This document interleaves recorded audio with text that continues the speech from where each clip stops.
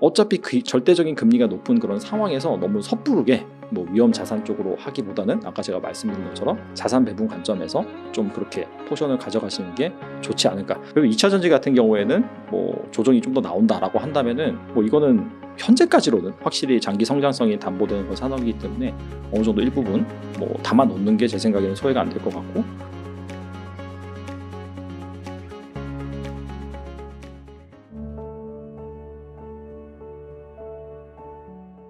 같고.2차전지 위주로 좀 이야기를 했는데 혹시 2차전지 섹터 외에도 좀 좋게 보시는 그런 섹터가 좀 있으실까요? 그러니까 이제 만약에 2차 전지에서 뭔가 수급이 어느 정도 좀 분산이 된다라고 한다면은 제 생각에는 일단은 약간 성장하는 섹터 관점에서 본다면은 신재생 쪽 그쪽에서 약간 태양광 쪽 이것도 마찬가지거든요. 그 배터리만 그 IRA 거기에 해당되는 것이 아니라 신재생도 마찬가지로 IRA 거기에 이제 수혜가 돼요. 그래서 크레딧을 받을 수가 있는데 이것도 이제 미국 에너지부 여기에서 나온 데이터긴 한데 거기에서 보면은 현재 이제 그 미국의 에너지 조달 비율을 보면은 천연가스가 43%, 석탄이 17, 풍력이 12, 태양광 10, 원자력 8이에요. 이게 퍼센테이지인데 2050년에는 태양광 37, 그 다음에 석유 및 천연가스 30, 풍력 15, ESS 7% 이렇게 된단 말이죠. 그래서 어쨌거나 미국 같은 경우에도 이게 이제 따로 보면 안 돼요. 뭘 따로 보면 안 되냐면은 전기차 보급 엄청 늘리고 그 다음에 뭐 신재생 에너지 따로 간다? 그게 아니거든요. 전기차 엄청 보급하려면은 에너지가 필요한 거고 만약에 이 전기차 보급을 하기 위해서 전기를 막 갖다 쓰는데 화석연료 갖다 쓴다? 그러면 전혀 친환경이 아닌 거예요. 그쵸. 전기차 아무리 많이 팔아도 오히려 훨씬 더 탄소 배출 많이 되는 거거든요. 즉 전기차 보급률이 정말 2042년까지 67%로 성장한다라고 하면은 신재생 에너지 인프라도 같이 성장을 해야 돼요. 근데 지금 현재 뭐 증시에서 봤을 때는 제가 봤을 때는 그 신재생 쪽 뭐 이쪽이 상대적으로 좀 소외가 되어 있는 것 같더라고요. 그래서 약간 좀 그런 쪽도 보자. 뭐 이것도 마찬가지긴 하죠. 미국이 이제 뭐 공장을 짓거나 뭐 지을 계획으로 가지고 있는 뭐 우리나라 업체들 뭐 대표적으로 뭐 있으니까 뭐 하나 솔루션이라든지 있으니까 그런 기업들도 좀 볼 필요가 있다. 뭐 지금 상황에서 좀 많이 소외가 되어 있으니까. 왜냐하면 태양광이 글로벌 중국 비중이 90%예요. 밸류 체인별로 좀 다른데 뭐 폴리실리콘 생산부터 뭐 그다음에 뭐 웨이퍼 뭐 모듈 그다음에 뭐 발전소 등등 여러 가지 밸류 체인이 있는데 대충 퉁쳐보면 90%가 중국이에요. 중국 걸 미국이 온전히 가져 쓸 거냐는 거죠. 그건 아니거든요. 도와준 거니까. 그래서 어떻게 하든 간에 이 분산을 시킬 건데 그런 측면에서도 수혜를 입을 수 있으니까 좀 길게 보시고 제 생각에 극적도 한번 보시는 것도 좀 추천드리고 그다음에 이건 약간 좀 그 증시 상황이 좀 안 좋아지거나 지정학적 리스크가 부각됐을 때 좀 볼만한 섹터긴 한데 약간 좀 조선 기자재 쪽 이쪽도 괜찮다고 보는 게 사실 한 작년 시장이 안 좋을 때 뭐 절정으로 안 좋을 때 보면은 러우 전쟁 그런 거 우려가 좀 커지고 야 겨울이 다가와 에너지 가격 엄청 오를 것 같아 어떡하지? 약간 그런 공포에 막 서려 있을 때가 작년 한 10월 11월 그때 이제 사실 조선이라든지 기자재 쪽 상당히 좋았거든요. 근데 알고 보니까 유럽에서 이래 없는 따뜻한 겨울이 온 거예요. 그러면서 천연가스 가격 9불까지 가다가 2불까지 폭락을 했죠. 그러면서 완전히 이제 소외가 된 거죠. 근데 사실 그런 매크로에 의한 센티먼트 관점에서 많이 빠지긴 했는데 근데 이제 몇몇 기자재 업체들 보면은 여전히 그런 수주를 잘 받고 있고 실적이 괜찮게 나오는 업체들이 있어요. 근데 지금 현재 보면은 지난 주말에 나온 기사인데 미국을 중심으로 이제 G7이 러시아를 대상으로 완전 수출을 금지한다.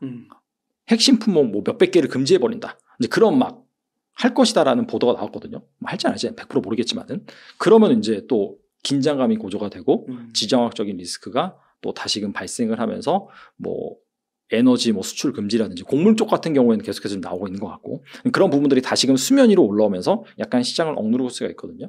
근데 그런 관점에서 다시 좀 센티먼트를 받아가지고 부각될 수 있는 쪽이 뭐 기자재 쪽 뭐 이런 쪽이긴 하니까 그리고 어차피 장기적으로 봤을 때는 탈러시아를 해서 미국이나 카타르 쪽으로 그 에너지 운송하는 LNG 터미널 이런 것도 이제 계속해서 개발될 수밖에 없으니까 그런 쪽에 지금 소외가 되고 있는데 만약에 시장의 분위기가 제가 방금 말씀드린 약간 좀 지정학적 리스크가 커지는 쪽으로 간다라고 하면은 이쪽이 약간 인버스처럼 지수는 약간 불안불안한데 오히려 오를 수가 있거든요. 그래서 그런 쪽도 한번 나와의 투자 스타일이 맞으시면은 한번 잘 살펴보셔라 말씀드리고 싶습니다. 조선기자재 쪽은 대장이 뭐예요?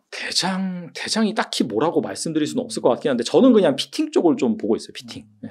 뭐예요? 피팅이 대표적으로 태광, 뭐 성광밴드, 하이로코리아, 그 정도가 가장 사이즈가 큰 업체고 작은 업체들도 있는데 뭐 또 하이로코리아랑 성광펜타텍은 좀 달라요. 하이로코리아는 약간 피팅 밸브도 해서 약간 전방산이 다양한 거고 대신에 이제 성광이나 태광 같은 경우에는 뭐 조선이라든지 플랜트 쪽 그쪽 비중이 크죠. 그 조선주도 투자가 어렵다고 하잖아요.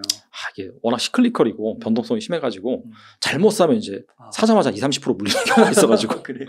네. 그래서 연말 가면 연말 갈수록 좋다고 연말까지 계속 좋은 흐름 보일 거라고. 그래서 2차전지 그분도 똑같이 2차전지 조금 이제 조정받고 다른 쪽 보고 싶으면은 그런 쪽 봐도 좋고 뭐 반도체도 괜찮고 바이오도 얘기하시고 막 그러더라고요. 바이오도 사실 너무 많이 소외가 되어 있어서 네. 지금까지. 근데 뭐 사실 바이오도 길게 보면은 뭐 좋을 수밖에 없는 거잖아요. 고령화되고 뭐 약은 당연히 더 많이 개발을 되어야 되는 그런 부분이 있고. 그래서 근데 바이오는 대신에 이제 리스크가 있긴 하죠. 왜냐면은 특히나 우리나라 바이오 같은 경우에는 워낙 그 약간 그 드림 레이저로 움직이는 그런 측면이 없지 않아 있기 때문에 뭐 임상이라든지 실제로 아직까지는 뭐 돈을 잘 버는 그런 업체들은 별로 없고. 바이오 같은 경우에는 이제 편하게 보시려면은 뭐 시밀러라든지 아니면은 그 CMO 그 위탁 대응 생산하는 뭐 삼성바이오 로직스라든지 네, 그런 걸로 보시는데 좀 약간 재미는 없겠죠. 이게 좀 지루하고 하니까. 네. 그러면은 그 마지막으로 반도체를 언급을 안 할 수가 없을 것 같은데 증권사는 반도체를 많이 이렇게 언급을 하시는 것 같더라고요. 뭐 이렇게 뭐 특정 뭐 섹터를 밀고 뭐 그런 건 아니고 제가 뭐 제 개인적인 견해를 말씀드려 작년에 제가 12월 달에 나왔어요. 12월 말에 나와가지고 말씀드릴 때도 올해는 반도체가 괜찮을 수 있다라고 말씀드렸어요. 그 이유가 뭐냐면 일단 너무 많이 빠졌다. 그리고 반도체 경기 다 안 좋다라고 한다. 근데 역사적으로 삼성전자 주가와 그 반도체 시장 뭐 성장 규모 추이를 봤을 때는 시장이 안 좋을 때가 바닥이고 그때부터 오르기 시작하더라. 그런 관점에서 이 반도체는 괜찮다라고 이제 말씀을 드렸었어요. 그래서 그 생각은 변함이 없어요. 실제로 작년 말보다는 또 많이 올라와 있는 상황이고, 그죠? 그때는 한 5만 원대 초중반이었다가 지금은 이제 6만 원대 한 10몇 프로 올랐죠. 그렇죠. 네. 이기 때문에 근데 그게 바로 그거거든요. 올해 정말 안 좋아요. 삼성전자 이번에 시즌 나고 보시잖아요. 현대차보다 안 나왔어요. 95% 영업이 급감. 근데 이게 이제 바닥이다라고 하면은 사실 그때부터 오르는 게 맞긴 맞거든요. 근데 단 하나 변수가 좀 있어요. 그때는 제가 이제 말씀을 드리지 않는 건데 최근에 이제 폭착되는 게 아까 제가 서두에서 말씀드렸다시피 만약에 또 하반기 해서 내년까지 좀 경기 침체가 심각하게 온다? 그러면 그게 약간 좀 약간 지연되는 거죠. 그쵸. 약간 오르라고 한 거를 또 잡아서 끌어내릴 수도 있기 때문에 그래서 일단 반도체 같은 경우에는 매크로를 잘 보셔라라고 말씀드리고 싶고 실제로 이 매크로를 잘 봐야 되는 게 뭐냐면은 반도체가 산업의 쌀이잖아요. 특히나 그 비중이 점점 커지고 있고 그러다 보니까 그 전 세계 경기와 유사하게 좀 동행하는 측면이 있고 그래서 OECD 경기 선행 지수와 삼성전자 주가를 겹쳐서 봤을 때 비슷하게 움직이거든요.